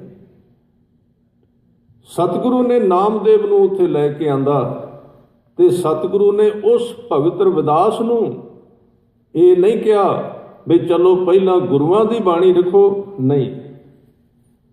ਜਿੱਥੇ ਆਪਣੀ ਬਾਣੀ ਉਚਾਰਨ ਕੀਤੀ, ਉਹਦੇ ਨਾਲ ਬਰਾਬਰ ਤੇ ਭਗਤਾਂ ਦੀ ਬਾਣੀ ਲਿਖੀ, ਬਰਾਬਰ ਦਾ ਥਾਂ ਦਿੱਤਾ। ਜਿਸ ਰਵਿਦਾਸ ਜੀ ਦੀ ਆਪਣੀ ਬਾਣੀ ਵਿੱਚ ਲਿਖਿਆ ਕਿ ਕਿਸੇ ਥਾਂ ਤੇ ਪੰਡਤਾਂ ਨੇ ਉਹਨੂੰ ਰੋਟੀ ਖਾਂਦਿਆਂ ਨੂੰ ਚੁੱਕ ਕੇ ਪੰਕਤੀ ਦੇ ਵਿੱਚੋਂ ਬਾਹਰ ਕੱਢ ਦਿੱਤਾ ਸੀ, ਬਾਹਰ ਕੱਢਿਆ। ਉਹਨਾਂ ਦਾ ਸ਼ਬਦ ਐਸੀ ਲਾਲ ਤੁਝ ਬਿਨ ਕੌਣ ਕਰੈ। ਅਕਾਲ ਪੁਰਖ ਦੇ ਵਾਹਿਗੁਰੂ ਦੇ ਚਰਨਾਂ ਵਿੱਚ ਅਰਦਾਸ ਕਰਦੇ, ਹੇ ਅਕਾਲ ਪੁਰਖ, ਇਹ ਕੰਮ ਤੇਰੇ ਤੋਂ ਬਿਨਾਂ ਕੌਣ ਕਰ ਸਕਦਾ ਹੈ। ਐਸੀ ਲਾਲ ਤੁਝ ਬਿਨ ਕੌਣ ਕਰੈ, ਗਰੀਬ ਨਿਵਾਜ ਗੁੱਸਈਆਂ ਮੇਰਾ, ਮਾਥੇ ਛਤਰ ਧਰੈ। ਸਿਰ ਤੇ ਛਤਰ ਫਰਾਇਆ ਵਾਹਿਗੁਰੂ। ਜਾਂ ਕੀ ਛੋਤ ਜਗਤ ਕੋ ਲਾਗੈ, ਕਿਉਂਕਿ ਰਵਿਦਾਸ ਜੀ ਚਮੜੇ ਦਾ ਕੰਮ ਕਰਦੇ ਸਨ। ਵੇਖੋ ਕਿੰਨੀ ਤਾਕਤ ਹੈ ਅਕਾਲ ਪੁਰਖ ਦੇ ਨਾਮ ਦੇ ਵਿੱਚ, ਕਿ ਇੱਕ ਚਮੜੇ ਦਾ ਕੰਮ ਕਰਨ ਵਾਲਾ। ਤੁਸੀਂ ਹੁਣੇ ਸ਼ਬਦ ਵਿੱਚ ਸੁਣ ਰਹੇ ਸੀ, ਮੇਰੀ ਜਾਤ ਕੁੱਟ ਬਾਂਡਲਾ, ਢੋਲ ਢਵੰਤਾ ਨਿਤੈ ਬਨਾਰਸੀ ਆਸ ਪਾਸਾ। ਭਗਤ ਰਵਿਦਾਸ ਜੀ ਆਪਣਾ ਇਤਿਹਾਸ ਆਪਣੇ ਹੱਥਾਂ ਨਾਲ ਲਿਖੀ ਜਾਂਦੇ ਨੇ। ਕਹਿੰਦੇ ਮੈਂ ਬਨਾਰਸ ਵਿੱਚ ਰਹਿੰਦਾ ਤੇ ਮੈਂ ਜੇ ਕਿਸੇ ਦੇ ਘਰ ਗਾਂ ਮਰ ਜਾਣੀ, ਕਿਸੇ ਦੀ ਮੱਝ ਮਰ ਜਾਣੀ, ਉਹਨੇ ਰਵਿਦਾਸ ਦੇ ਬੂਹੇ ਅੱਗੇ ਆ ਕੇ ਖਲੋਣਾ, ਦਰਵਾਜ਼ਾ ਖੜਕਾਉਣਾ ਵੀ ਰਵਿਦਾਸ ਮੇਰੇ ਘਰ ਪਸ਼ੂ ਮਰ ਗਿਆ ਜਾਂ ਚੁੱਕ ਕੇ ਲੈ ਆ। ਇਹ ਕੰਮ ਸੀ ਉਹਨਾਂ ਦਾ। ਉੱਥੋਂ ਚੁੱਕ ਕੇ ਲਿਆਉਣਾ, ਉਹਦੀ ਖੱਲ ਲਾਉਣੀ, ਫਿਰ ਕੁੱਟ ਵੰਡ ਲਾ, ਉਹਨੂੰ ਫਿਰ ਧੋਣਾ, ਉਹਨੂੰ ਕੁੱਟਣਾ, ਫਿਰ ਉਹਨੂੰ ਵੱਢਣਾ, ਉਹਦੇ ਟੁਕੜੇ ਕਰਨੇ। ਇਸ ਕਿਰਤ ਵਿੱਚ ਸਨ। ਤੁਸੀਂ ਕਦੀ ਉਸ ਨਕਸ਼ੇ ਨੂੰ ਸਾਹਮਣੇ ਲਿਆ ਕੇ ਵੇਖੋ। ਪਰ ਜਦੋਂ ਇੱਕ ਨਾਲ ਜੁੜੇ, ਕਹਿੰਦੇ ਸਾਰੀ ਦੁਨੀਆ ਆ ਕੇ ਝੁਕ ਗਈ ਸਾਹਮਣੇ ਉਹਨਾਂ ਦੇ। ਕਾਹਦੀ ਬਖਸ਼ਿਸ਼ ਸੀ? ਨਾਮ ਦੀ ਬਖਸ਼ਿਸ਼। ਗਰੀਬ ਨਵਾਜ ਗੁਸਈਆ ਮੇਰਾ ਮਾਥੇ ਛਤਰ ਧਰੈ, ਜਾਂ ਕੀ ਛੋਤ ਜਗਤ ਕੋ ਲਾਗੈ, ਤਾਂ ਪਰ ਤੂੰ ਹੀ ਟਰੈ। ਛੋਤ ਦੇ ਅਰਥ ਨੇ ਛੂਤ ਛਾਤ। ਕੋਈ ਛੋਹਣਾ ਨਹੀਂ ਸੀ ਚਾਹੁੰਦਾ, ਕੋਲ ਬਿਠਾਉਣਾ ਨਹੀਂ ਸੀ ਚਾਹੁੰਦਾ ਰਵਿਦਾਸ ਜੀ ਨੂੰ। ਤੇ ਭਗਤ ਜੀ ਕਹਿੰਦੇ ਤਾਂ ਪਰ ਤੂੰ ਹੀ ਟਰੈ। ਇੱਕ ਉਹਨਾਂ ਦੇ ਜੀਵਨ ਦੀ ਘਟਨਾ ਹੈ ਕਿ ਚਿਤੌੜਗੜ੍ਹ ਦੇ ਰਾਜੇ ਨੇ, ਕਿਉਂਕਿ ਰਾਣੀ ਝਾਲਾਂ ਉਹਨਾਂ ਦੀ ਸੇਵਕ ਸੀ, ਹੋਰ ਵੀ ਬਹੁਤ ਸਾਰੇ ਲੋਕ ਭਗਤ ਰਵਿਦਾਸ ਜੀ ਤੋਂ ਪ੍ਰਭਾਵਿਤ ਹੋਏ, ਕਿਉਂਕਿ ਜਿੱਥੇ ਨਾਮ ਵਸੇਗਾ ਉੱਥੇ ਇੱਕ ਖਿੱਚ ਪਏਗੀ। ਬੜੇ ਲੋਕ ਪ੍ਰਭਾਵਿਤ ਹੋਏ। ਤਾਂ ਜਦੋਂ ਉਹਨੇ ਭਗਤ ਜੀ ਨੂੰ ਬੁਲਾਇਆ, ਨਾਲ ਪੰਡਤਾਂ ਨੂੰ ਵੀ ਬੁਲਾਇਆ, ਭੰਡਾਰਾ ਕੀਤਾ, ਭੋਜਨ ਬਣਾਇਆ, ਲੰਗਰ ਬਣਾਇਆ। ਤੇ ਜਦੋਂ ਲੰਗਰ ਦੀ ਤਿਆਰੀ ਹੋ ਗਈ, ਭਗਤ ਜੀ ਵੀ ਪੰਗਤ ਵਿੱਚ ਆ ਕੇ ਬੈਠੇ। ਹੁਣ ਪੰਡਤ ਸਨ, ਨਾਲੇ ਪੰਡਤ ਤੇ ਪ੍ਰਵਾਨ ਹੀ ਕਿਹਨੂੰ ਕਰਦਾ। ਤੁਸੀਂ ਇਹ ਵੇਖੋ, ਇਹਨਾਂ ਦੇ ਮੰਦਰ ਵੱਖਰੇ, ਇਹ ਆਪਣੇ ਮੰਦਰ ਵਿੱਚ, ਇਹ ਤਾਂ ਐਵੇਂ ਨਾਲ ਆ ਜਿਹੜਾ ਦਲਿਤ ਵਰਗ ਹੈ ਨਾ, ਡਾਕਟਰ ਅੰਬੇਦਕਰ ਨੇ ਜਿਹੜਾ ਸੰਵਿਧਾਨ ਬਣਾਇਆ ਸੀ, ਉਹਦੇ ਆਧਾਰ ਉਹ ਭਾਵੇਂ ਆਪਣੇ ਆਪ ਨੂੰ ਕਹਿਣ, ਜਿਨ੍ਹਾਂ ਦੇ ਵਿੱਚ ਇਹ ਜਾਤਾਂ ਆਉਂਦੀਆਂ ਨੇ ਦਲਿਤ, ਉਹ ਭਾਵੇਂ ਇਹਨਾਂ ਦੇ ਪਿੱਛੇ ਤੁਰਦੇ ਫਿਰਨ ਵੀ ਅਸੀਂ ਹਿੰਦੂ ਹਾਂ, ਅਸੀਂ ਪੰਡਤ ਹਾਂ, ਅਸੀਂ ਇਹਨਾਂ ਨੂੰ ਮੰਨਦੇ ਹਾਂ, ਪਰ ਉਹ ਇਹਨਾਂ ਨੂੰ ਆਪਣੇ ਮੰਦਰ ਵਿੱਚ ਵੜਨ ਨਹੀਂ ਦਿੰਦੇ। ਪੰਡਤ ਆਪਣੇ ਮੰਦਰ ਵਿੱਚ ਨਹੀਂ ਜਾਣ ਦੇਗਾ, ਉੱਥੋਂ ਕੱਢ ਦੇਗਾ ਬਾਹਰ। ਜੇ ਨਾਮਦੇਵ ਨੂੰ ਕੱਢਿਆ ਤੇ ਅੱਜ ਵਾਲਿਆਂ ਨੂੰ ਵੀ ਕੱਢੇਗਾ। ਜੇ ਰਵਿਦਾਸ ਨੂੰ ਨਹੀਂ ਵੜਨ ਦਿੱਤਾ ਤੇ ਰਵਿਦਾਸੀਆਂ ਨੂੰ ਕਿਵੇਂ ਵੜਨ ਦੇਗਾ? ਉਹ ਕਿਸੇ ਨੂੰ ਪ੍ਰਵਾਨ ਨਹੀਂ ਕਰੇਗਾ। ਇਹ ਤੇ ਗੁਰੂ ਨਾਨਕ ਦਾ ਘਰ ਹੈ। ਇੱਥੋਂ ਦੇ ਦੋ ਸਿਧਾਂਤ ਨੇ ਗੁਰੂ ਗ੍ਰੰਥ ਸਾਹਿਬ ਜੀ ਦੇ, ਉਹ ਸਾਨੂੰ ਪਾਲਣੇ ਪੈਣਗੇ। ਇੱਕ ਤਾਂ ਉਹ ਸਰੀਰ ਜਿਹੜਾ ਨਸ਼ਾ ਨਹੀਂ ਕਰਦਾ, ਇੱਕ ਤੇ ਨਸ਼ਾ ਵਿਵਰਜਿਤ ਹੈ, ਤੇ ਦੂਜਾ ਗੁਰੂ ਗ੍ਰੰਥ ਸਾਹਿਬ ਜੀ ਦੀ ਹਜ਼ੂਰੀ ਵਿੱਚ ਸੰਸਾਰਕ ਨਾਚ ਰੰਗ ਨਹੀਂ ਹੋ ਸਕਦਾ ਤੇ ਸਿਰ ਨੰਗਾ ਨਾ ਹੋਵੇ। ਸਾਰਿਆਂ ਨੂੰ ਇਜਾਜ਼ਤ ਹੈ, ਭਾਵੇਂ ਕਿਹੜੇ ਧਰਮ ਦਾ ਬੰਦਾ ਗੁਰੂ ਗ੍ਰੰਥ ਸਾਹਿਬ ਦੀ ਹਜ਼ੂਰੀ ਵਿੱਚ ਆ ਸਕਦਾ, ਕਿਸੇ ਨੂੰ ਨਾ ਦੇ। ਉਸ ਥਾਂ ਤੇ ਜਦੋਂ ਪੰਡਤ ਜੀ ਬੈਠੇ ਤੇ ਰਵਿਦਾਸ ਜੀ ਨੂੰ ਬੈਠਿਆਂ ਵੇਖਿਆ, ਉੱਥੇ ਰੌਲਾ ਪੈ ਗਿਆ। ਪੰਡਤ ਹੁਣ ਖਾਨਦਾਨੀ, ਉਹਨਾਂ ਨੇ ਰਾਜੇ ਨੂੰ ਕਿਹਾ, ਜੇ ਤੂੰ ਇਹਨੂੰ ਬੁਲਾਉਣਾ ਤੇ ਅਸੀਂ ਚੱਲੇ ਹਾਂ। ਤੇ ਜਾਲ ਪਾਇਆ ਸੀ ਬ੍ਰਾਹਮਣਾਂ ਨੇ, ਪੰਡਤਾਂ ਨੇ ਸ਼ੁਰੂ ਤੋਂ, ਵੀ ਜੇ ਪੰਡਤ ਜੀ ਨਾਰਾਜ਼ ਹੋ ਗਏ, ਇਹ ਤਾਂ ਗੁਰੂ ਗੋਬਿੰਦ ਸਿੰਘ ਮਹਾਰਾਜ ਸਨ ਨਾ, ਜਿਨ੍ਹਾਂ ਨੇ ਸਾਰਾ ਕੁਝ ਵੱਖਰਾ ਕਰਕੇ ਰੱਖ ਦਿੱਤਾ। ਉਹਨਾਂ ਨੇ ਇਹ ਸਭ ਕੁਝ ਨੂੰ ਤੋੜਿਆ। ਪੰਡਤ ਨੇ ਕਿਹਾ ਅਸੀਂ ਜਾਂਦੇ ਹਾਂ, ਤੇ ਰਵਿਦਾਸ ਜੀ ਨੂੰ ਪਤਾ ਲੱਗਾ। ਉਹਨਾਂ ਨੇ ਰਾਜੇ ਨੂੰ ਜਾ ਕੇ ਕਿਹਾ ਵੀ ਤੂੰ ਇਹਨਾਂ ਨੂੰ ਨਾਰਾਜ਼ ਨਾ ਕਰ, ਮੇਰੇ ਕਰਕੇ ਜਾਂਦੇ ਨੇ, ਮੈਂ ਇੱਕ ਸਾਈਡ ਤੇ ਬਹਿ ਕੇ ਖਾ ਲੈਣਾ ਕਮਰੇ ਵਿੱਚ। ਸਾਈਡ ਤੇ ਬਿਠਾ ਦਿੱਤੇ ਗਏ, ਪੰਡਤਾਂ ਦੀ ਪੰਗਤ ਬੈਠ ਗਈ। ਪਰ ਉੱਥੇ ਇੱਕ ਕਲਾ ਵਾਪਰੀ। ਜਿਹੜਾ ਬ੍ਰਾਹਮਣ ਥਾਲੀ ਵਿੱਚ ਹੱਥ ਪਾਉਂਦਾ ਹੈ ਤੇ ਨਾਲ ਹੀ ਰਵਿਦਾਸ ਜੀ ਉਹਦੇ ਵਿੱਚ ਹੱਥ ਪਾ ਦਿੰਦੇ ਨੇ। ਜਿਹੜਾ ਪੰਡਤ, ਹੁਣ ਸੈਂਕੜੇ ਪੰਡਤ, ਇੱਕ ਨਹੀਂ ਦੋ ਨਹੀਂ, ਇੱਕ ਨੇ ਕਿਹਾ ਰਵਿਦਾਸ ਮੇਰੇ ਨਾਲ ਬੈਠਾ ਹੈ, ਦੂਜਾ ਕਹਿੰਦਾ ਮੇਰੇ ਨਾਲ, ਤੀਜਾ, ਰੌਲਾ ਪੈ ਗਿਆ, ਥਾਲੀਆਂ ਛੱਡ ਕੇ ਉੱਠ ਗਏ ਸਾਰੇ ਬ੍ਰਾਹਮਣ। ਰਵਿਦਾਸ ਮੇਰੇ ਨਾਲ, ਤੇ ਜਾ ਕੇ ਵੇਖਿਆ ਰਵਿਦਾਸ ਉਹ ਤੇ ਆਪਣੇ ਕਮਰੇ ਵਿੱਚ ਬੈਠੇ ਤੇ ਸ਼ਬਦ ਗਾ ਰਹੇ ਨੇ, ਐਸੀ ਲਾਲ ਤੁਝ ਬਿਨ ਕੌਣ ਕਰੈ, ਗਰੀਬ ਨਿਵਾਜ ਗੁਸਈਆ ਮੇਰਾ ਮਾਥੇ ਛਤਰ ਧਰੈ, ਜਾਂ ਕੀ ਛੋਤ ਜਗਤ ਕੋ ਲਾਗੈ, ਤਾਂ ਪਰ ਤੂੰ ਹੀ ਟਰੈ। ਨਾਮਦੇਵ ਕਬੀਰ ਤੇ ਲੋਚਨ ਸਦਨਾ ਸੈਣ ਤਰੈ, ਕਹਿ ਰਵਿਦਾਸ ਸੁਣੋ ਰੇ ਸੰਤੋ, ਹਰ ਜੀਓ ਤੇ ਸਭੈ ਸਰੈ। ਕਹਿੰਦੇ ਉਹਦੇ ਘਰ ਨਾਲ ਜਿਹੜਾ ਜੁੜ ਗਿਆ, ਉਹਦੇ ਵਾਸਤੇ ਉਹ ਬਚਨ ਕਹਿੰਦੇ ਬੜੇ ਪਿਆਰ ਨਾਲ, ਨੀਚੋਂ ਊਚ ਕਰੇ ਮੇਰਾ ਗੋਬਿੰਦ, ਨੀਚੋਂ ਊਚ ਕਰੇ ਮੇਰਾ ਗੋਬਿੰਦ, ਨੀਚੋਂ ਊਚ ਕਰੇ ਮੇਰਾ,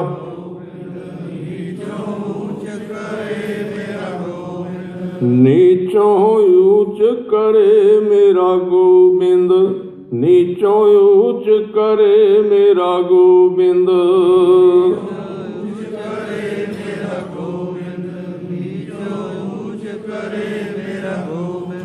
ਕਾਹੂ ਤੇ ਨਾ ਡਰੈ, ਕਾਹੂ ਤੇ ਨਾ ਡਰੈ, ਕਾਹੂ ਤੇ ਨਾ,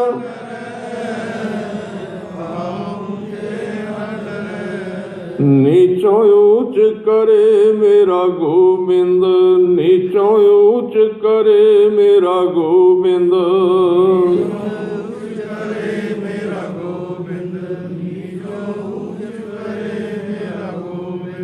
ਇਸ ਤਰ੍ਹਾਂ ਦੇ ਪਿਆਰ ਵਿੱਚ ਉਹ ਜੀਵੇ ਤੇ ਸਤਿਗੁਰੂ ਨੇ ਭਗਤ ਜੀ ਦੀ ਬਾਣੀ ਦੇ 40 ਸ਼ਬਦ ਲਿਆਂਦੇ, 40 ਸ਼ਬਦ ਵਿੱਚ ਪਾਏ। ਅੱਜ ਵੀ ਗੁਰੂ ਗ੍ਰੰਥ ਸਾਹਿਬ ਜੀ ਦੇ ਵਿੱਚ ਭਗਤ ਰਵਿਦਾਸ ਜੀ ਦੇ 40 ਸ਼ਬਦ ਨੇ, ਔਰ ਉਹਨੂੰ ਵੀ ਧੁਰ ਕੀ ਬਾਣੀ ਕਿਹਾ ਗਿਆ।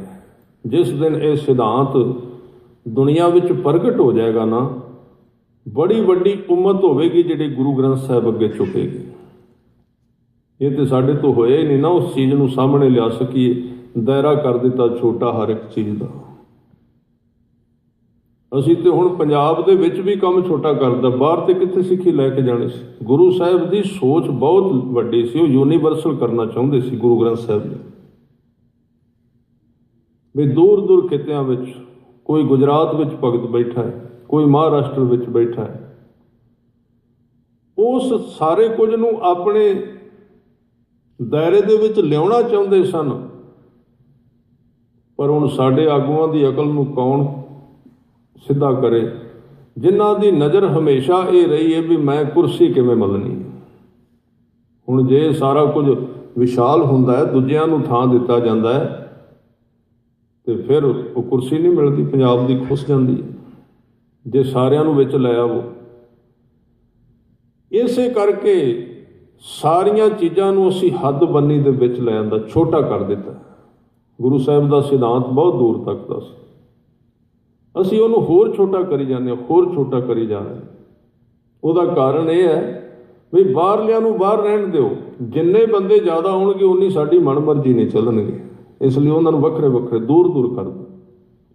ਨਹੀਂ ਤਾਂ ਆਲ ਇੰਡੀਆ ਗੁਰਦੁਆਰਾ ਜਿਹੜਾ ਐਕਟ ਹੈ ਜੇ ਉਹ ਲਾਗੂ ਹੋ ਜਾਏ, ਕਮਾਲ ਦੀ ਗੱਲ ਹੈ। ਸਿੱਖ ਹੀ ਨਹੀਂ ਚਾਹੁੰਦੇ ਵੀ ਉਹ ਲਾਗੂ ਹੋਵੇ, ਕਿਉਂਕਿ ਜੋ ਲਾਗੂ ਹੁੰਦਾ ਹੈ ਤੇ ਸ਼੍ਰੋਮਣੀ ਗੁਰਦੁਆਰਾ ਪ੍ਰਬੰਧਕ ਕਮੇਟੀ ਦੇ ਉੱਤੇ ਸਾਰੇ ਸਿੱਖਾਂ ਦਾ ਅਧਿਕਾਰ ਬਰਾਬਰ ਹੋ ਜਾਂਦਾ ਹੈ। ਉਹਦੇ ਨਾਲ ਇਹ ਸਾਰੀਆਂ ਚੀਜ਼ਾਂ, ਸਾਰਿਆਂ ਦੇ ਅਧਿਕਾਰ ਵੱਧਦੇ ਨੇ। ਜਿਹੜੀ ਗੁਰੂ ਸਾਹਿਬ ਦੀ ਸੋਚ ਸੀ ਉਹ ਬੜੀ ਵਿਸ਼ਾਲ ਸੀ, ਵੱਡੀ ਸੀ। ਹਾਂ, ਇਹ ਗੱਲ ਜ਼ਰੂਰ ਹੈ, ਇਕੱਲਾ ਇਹ ਕਹਿਣ ਨਾਲ ਵੀ ਗੁਰੂ ਨਾਨਕ ਸਾਰੇ ਜਗਤ ਦੇ ਗੁਰੂ ਨੇ, ਸਾਰੇ ਭਗਤਾਂ ਦੇ ਗੁਰੂ ਨੇ, ਇਹ ਗੱਲ ਨਹੀਂ ਬਣੇਗੀ। ਸਾਨੂੰ ਗੁਰੂ ਨਾਨਕ ਬਾਰੇ ਵੀ ਵੇਖਣਾ ਪਏਗਾ ਵੀ ਉਹਦਾ ਘਰ ਕਿਵੇਂ ਦਾ ਹੈ, ਉਹਦੇ ਵਿੱਚ ਰਹਿਣਾ ਕਿਵੇਂ, ਫਿਰ ਪਤਾ ਲੱਗੇਗਾ। ਇਸ ਕਰਕੇ ਸਤਿਗੁਰੂ ਨੇ ਇਹ ਸਾਰੀਆਂ ਬਖਸ਼ਾਂ ਕੀਤੀਆਂ ਤੇ ਭਾਈ ਗੁਰਦਾਸ ਜੀ ਕਹਿੰਦੇ, ਗੰਗ ਬਨਾਰਸ ਹਿੰਦੂਆਂ, ਮੁਸਲਮਾਨਾਂ ਮੱਕਾ ਕਾਬਾ।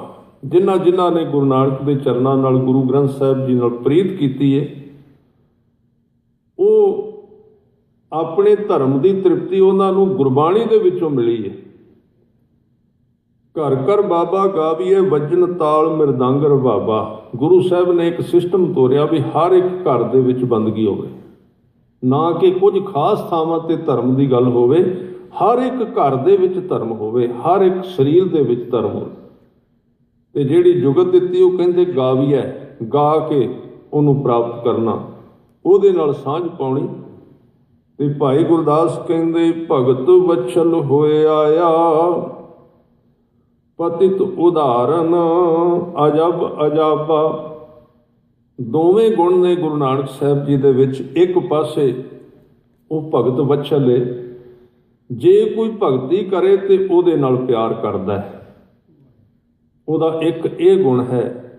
ਤੇ ਦੂਸਰਾ ਗੁਣ ਹੈ, ਜੇ ਕਿਸੇ ਤੋਂ ਬੰਦਗੀ ਨਾ ਹੋਵੇ ਤੇ ਉਹਦਾ ਜੀਵਨ ਪਤਿਤ ਹੋ ਜਾਏ, ਭਾਵ ਪਾਪਾਂ ਨਾਲ ਗ੍ਰਸਿਤ ਹੋ ਜਾਏ, ਉਹ ਸਤਿਗੁਰੂ ਦੀ ਸ਼ਰਨ ਵਿੱਚ ਆ ਜਾਏ ਤੇ ਉਹਦਾ ਉਧਾਰ ਵੀ ਕਰ ਦਿੰਦਾ ਹੈ। ਪਤਿਤ ਉਦਾਹਰਨ ਅਜਬ ਅਜਾਬਾ। ਪਤਿਤ ਨੂੰ ਪਵਿੱਤਰ ਕਰਨ ਵਾਲੇ ਨੇ ਸਤਿਗੁਰੂ, ਤੇ ਬੰਦਗੀ ਕਰਨ ਵਾਲਿਆਂ ਨੂੰ ਪਿਆਰ ਕਰਨ ਵਾਲੇ। ਚਾਰ ਵਰਨ ਇੱਕ ਵਰਨ ਹੋਏ, ਸਾਧ ਸੰਗਤ ਮਿਲ ਹੋਏ ਤਰਾਬਾ। ਚਾਰ ਵਰਨ ਜਿਹੜੇ ਚਾਰ ਹਿੱਸੇ ਕੀਤੇ ਗਏ ਸਨ ਉਸ ਵੇਲੇ ਬ੍ਰਾਹਮਣ, ਸੂਦ, ਵੈਸ਼, ਖੱਤਰੀ, ਇਹ ਚਾਰ ਹਿੱਸੇ ਕਰ ਦਿੱਤੇ ਗਏ ਸਨ। ਇਹਨਾਂ ਵਿੱਚੋਂ ਕੋਈ ਵੀ ਸਤਿਗੁਰੂ ਜੀ ਦੀ ਸ਼ਰਨ ਵਿੱਚ ਆਉਂਦਾ ਹੈ, ਉਹ ਗੁਰੂ ਨਾਨਕ ਦੇ ਘਰ ਨਾਲ ਜੁੜ ਗਿਆ। ਇੱਥੇ ਇੱਕ ਹੋਰ ਧਿਆਨ ਰੱਖਣ ਵਾਲੀ ਲੋੜ ਹੈ। ਇਹਦਾ ਅਰਥ ਇਹ ਨਹੀਂ ਵੀ ਗੁਰੂ ਨਾਨਕ ਨੂੰ ਉਹਨਾਂ ਨੇ ਆਪਣੇ ਨਾਲ ਮਿਲਾਇਆ ਹੈ, ਉਹ ਗੁਰੂ ਨਾਨਕ ਦੇ ਨਾਲ ਮਿਲੇ ਨੇ। ਇਹ ਸਾਨੂੰ ਧਿਆਨ ਰੱਖਣਾ ਪਏਗਾ। ਬੜੇ ਲੋਕ ਨੇ ਅੱਜ ਯਤਨ ਕਰ ਰਹੇ ਨੇ। ਮੈਂ ਕੱਲ ਵੀ ਇੱਕ ਬੇਨਤੀ ਕੀਤੀ ਸੀ, ਦੋ ਤਰ੍ਹਾਂ ਨਾਲ ਹਰ ਇੱਕ ਬੰਦਾ ਗੁਰੂ ਕੋਲ ਆਉਂਦਾ ਹੈ।